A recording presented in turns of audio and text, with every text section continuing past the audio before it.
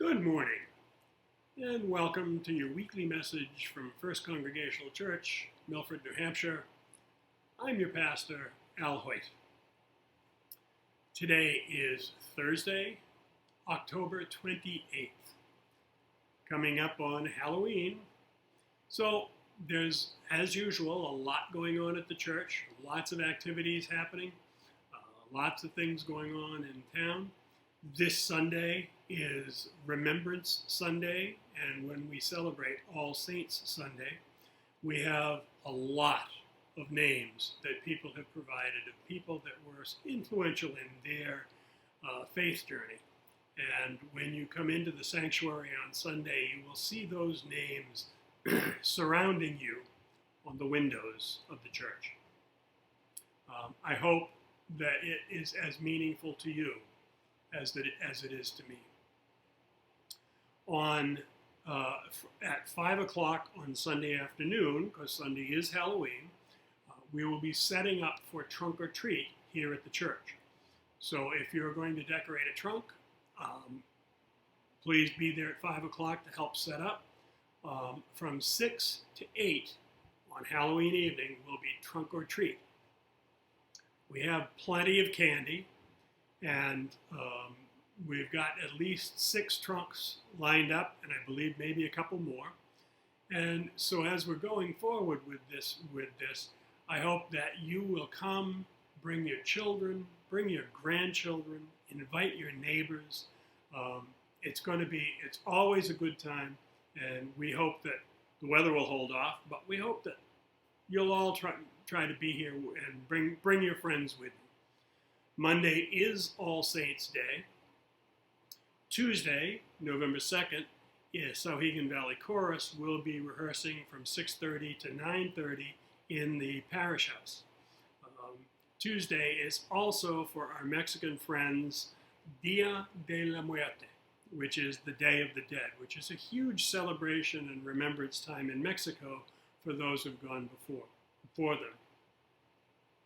On Wednesday, the diaconate will be meeting at 7 p.m. It is a hybrid meeting, so if you're going to be attending via Zoom, you can look for that link Wednesday afternoon. Thursday, November 4th, from 9:30 to noon is the Garden Friends.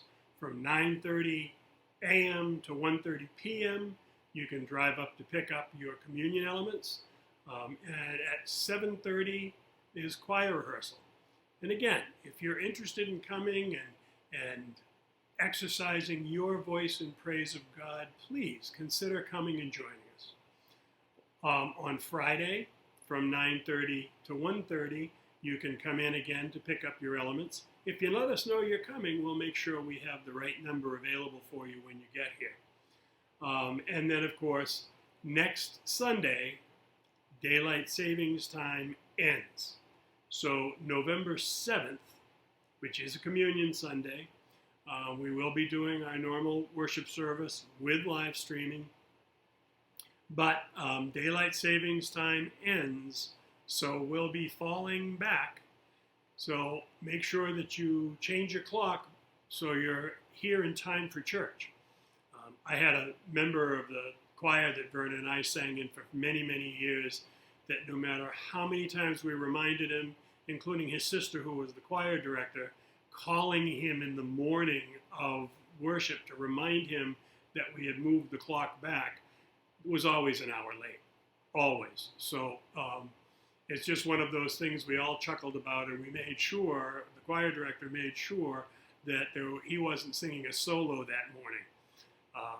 Wasn't unusual for him to show up after worship had already started and be completely surprised that, how did that happen? So let's hope that you aren't one of those people. As we're doing all of these things and going forward for getting into November and beginning to look forward towards Advent, Thanksgiving and Advent, please keep share in mind. The share requests for November include canned fruit, flour, sugar, boxed mixes, cake mixes, pancake mix, things like that, baking supplies, coffee, and tea. Those are things that they really need for November. So please be as generous as you're able.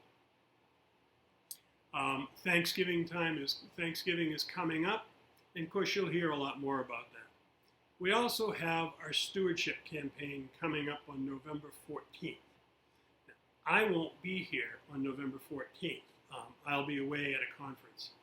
But our intern, Cindy, will be working the entire service. She'll be preaching that Sunday, and she'll be doing a stewardship message. So I hope you'll make a point of being here, supporting Cindy, and being there to experience this whole experience.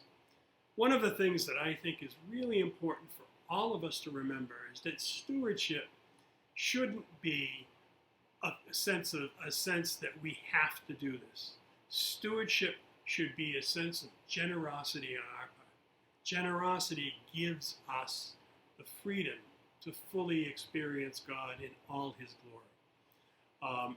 And I also want you to think of not as the pledge and giving as an obligation as much as it is an act of worship. Part of our worship service should be our being generous and giving to our God. So I hope that you will continue to think of our collection every week as an act of worship on your part. Now, we can't pass the plate around as we have for generations, but you can still put your pledge into the collection plates that are on either side of the sanctuary as you come in or as you go out, whatever is more comfortable for you. So keep that in mind, and I'm sure we're going to hear a lot more about stewardship between now and the 14th, and probably a little afterwards as well. With that, please join me in the Lord's Prayer. Our Father, who art in heaven, hallowed be thy name. Thy kingdom come, thy will be done on earth as it is in heaven. Give us this day our daily bread, and forgive us our trespasses, as we forgive those who trespass against us. And lead us not into temptation, but deliver us from evil. For thine is the kingdom, and the power, and the glory forever. Amen. So this Sunday we will be reading off the names of all of those who passed in 2020 and 2021. We will be lighting candles for each of those people. I know Heather Whittier is going to be helping me with that part of the service.